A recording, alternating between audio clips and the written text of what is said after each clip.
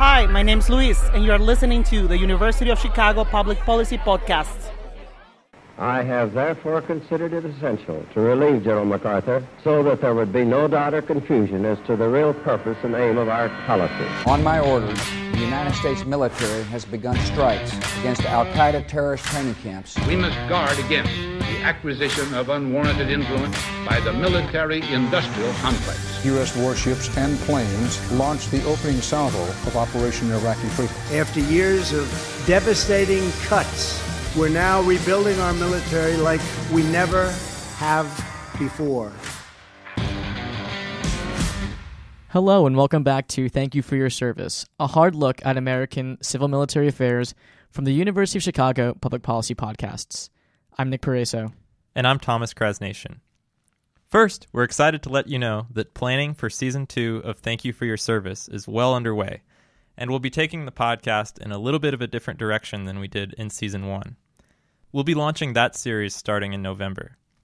Today, we're bringing you the first of a few bonus episodes we recorded this summer with a guest who is one of the most influential figures in the academic world of civil-military relations. Dr. Peter Feaver is a professor of political science and public policy at Duke University, where he specializes in civil-military relations and national security.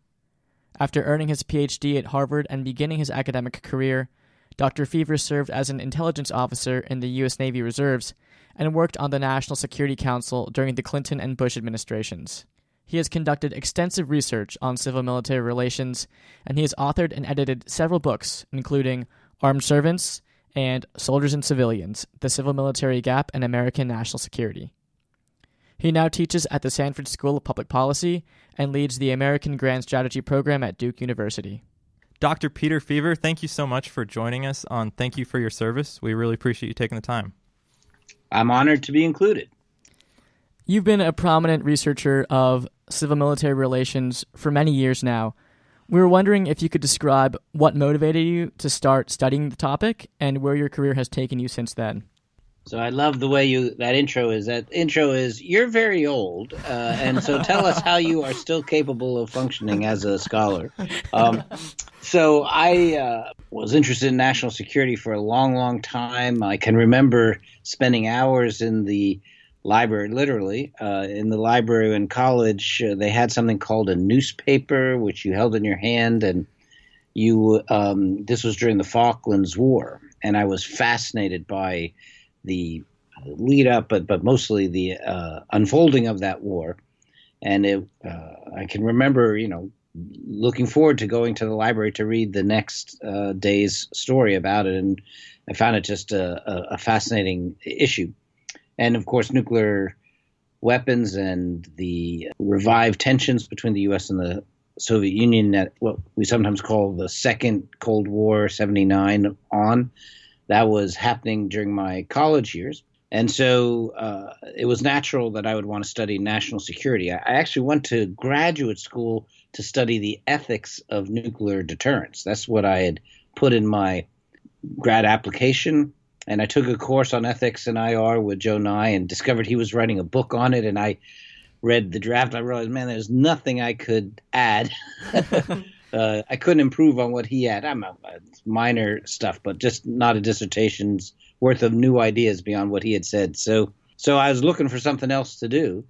And I actually got into my nuclear interest, got me involved in a battlefield nuclear weapons project by virtue of Steve Biddle, who was a classmate of mine.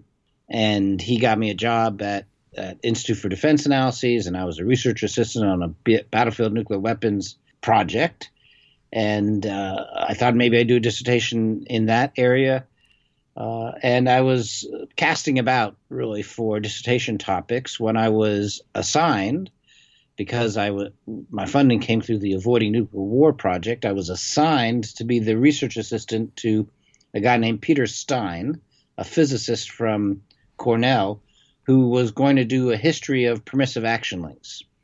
There was a real interest, this is in the mid-'80s, early 80s, interest in good ideas that sort of everybody agreed was a good idea, and why did it take so long for that good idea to emerge? How did these good ideas emerge? Permissive action links being one of them. And so I was assigned as his flunky, and we did a oral history project, interviewing everybody who had been involved in the design of the permissive action links. What is a permissive action link? Those are coded locks that separate possession of the nuclear weapon from the ability to detonate it. Okay. So you might hold the weapon, but it's inert until you type in a code that renders it live. Of course, early PALs didn't function that way, but that's what modern PALs do. The point is, I helped them write that project, and I realized, wow, there's a big dissertation idea in this project, because permissive action links came into being when they did because they were a technological solution to the problem of maintaining American custody of nuclear weapons. Mm-hmm. And as I dug into that, the American custody problem was predated by a civilian custody of nuclear weapons problem that was really the first fight in the U.S. nuclear policy. We developed these weapons, and Congress said civilians must maintain custody. These are not normal military weapons. And so the early fight of nuclear command and control was a fight to maintain civilian custody of nuclear weapons. And the big dissertation idea was, we have a principle of civilian control of the military and, in the nuclear realm, civilian control of nuclear weapons. But what that meant changed over time from 1945 to then the present, the mid-'80s. And so that's where my dissertation idea came from. And, of course, civil-military relations was one of the bodies of theory that this policy problem interacted with. And so I got into civ-mil that way. Long-winded answer to a short question. Just as a fun fact, I don't have any follow-up for this. I was wondering if you could just tell our audience who your PhD advisors were, your committee. Yeah, so Joe Nye was my chair, and then Sam Huntington was on the committee, and of course he had the civil-military angle down, and Ash Carter was the other guy on the committee, and he had the nuclear operations side down. And I always joke that I deserved a PhD just because I could schedule a meeting when all three of those people were able to be in the room at the same time. They were really busy advisors, but great team. I learned a lot from each of them. That's quite a team. So you also spent some time in the policymaking realm, working on the National Security Council under the Clinton administration and the Bush administration. I was wondering if there are any experiences from that time that particularly stood out to you or surprised you.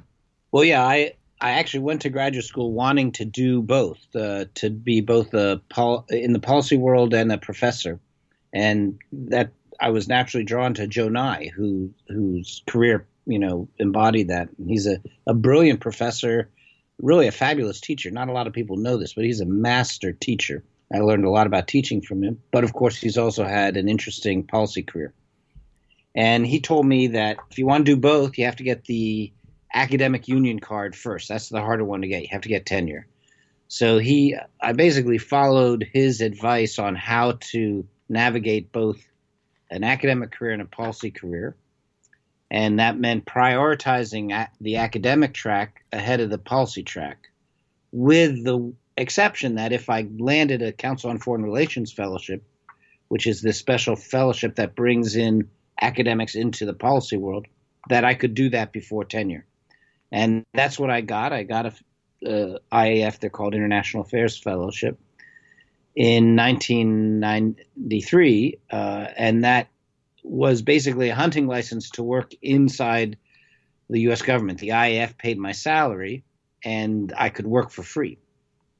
Separately, I was a Navy reservist in the Naval Reserve Intelligence Program. That was a separate track. But because of that, I had active clearances, and it allowed this hunting license, work for free, active clearances meant that I could get into some doors or through some doors that the typical academic would have found closed. Mm-hmm. And one of those doors was the National Security Council. I also had the benefit that Clinton had promised to cut the White House staff by 25% and proceeded to do so. And then that left the NSC shorthanded. And someone ruled that fellows like IFs wouldn't count against this campaign promise. You could have a fellow for free and it wouldn't count against your reduction. So I was able to get a job at the NSC, and I went there to work on roles and missions, which was a big debate in the early 90s. The Cold War's over. Maybe it's time to revisit Key West. The decision in the late 40s that allocated who would get the nuclear mission, how the Air Force would share air mission with the Navy, and so on and so forth. And people were saying, well, that Key West agreement worked for the Cold War. Maybe we should revisit it in the post-Cold War. It's a big, big civil military challenge because this is as close to the heart of inter-service rivalry as you can get. Mm-hmm. Do we need a Marine Corps, or can we get by with just the Army? Those kinds of questions are in play in a roles and missions debate. And I went to help the administration think through this because Les Aspin, the incoming SecDef, wanted to do a big revisit of this issue. And so they needed someone at the White House to kind of, manage the White House side of that. But by the time I got there, the administration was so spooked by military policy because of the previous spring's policy conflagration over gays in the military. And so the Clinton administration lost any stomach for another big contentious fight with the military, which is what roles and missions would have been. So we didn't do anything on roles and missions, and my portfolio shifted to cats and dogs, a variety of things. But I got my start, or one of my first big things was a civ-mil issue, and it was Colin Powell's retirement. And I was the White House staffer staffing the President Clinton's involvement in the Colin Powell's retirement ceremony, and I've been dining off of that experience for the last 25 plus years. It was quite a rodeo. In what way? I guess that's really interesting. It's a long story. Okay. I won't. It would take up your entire podcast. But the bottom line was I looked like a foolish staffer, and everyone else had fun at my expense. But it was actually, in all seriousness, an important civ-mil moment because Colin Powell was probably more powerful, at least more popular politically, than Clinton was. Mm-hmm. And all of the White House thought that he was the likely Republican challenger in 96. Oh. And it was a little bit of a MacArthur versus Truman, not quite that serious, of course, but everyone thought MacArthur would have political ambitions and political future. Mm-hmm. And everyone thought that about Powell. And so handling his retirement in a way that was dignified, respectful, but would keep him in retirement. That was sort of the mission of the White House.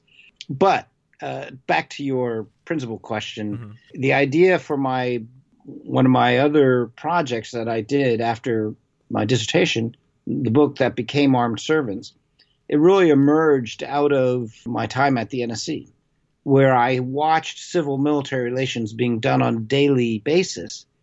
And I said, it's just not aligning. The day-to-day practice of civ-mil is not aligning with the theory as articulated in Sam Huntington's Soldier and State. There's no question that the military liked Sam's theory and thought it was a good prescription on how things ought to go, but it was not a good, in my judgment, description of how things actually were going. And what I was seeing up close was not objective control or subjective control, it was something different. And so I came out of that experience trying to find a way of understanding American civil-military relations that better aligned with what I saw from inside in the NSC. And that's this Armed Servants, the book, emerged out of that. Mm-hmm. And that idea of agency theory, if you could explain it, I mean, I know it's an entire book, but very briefly.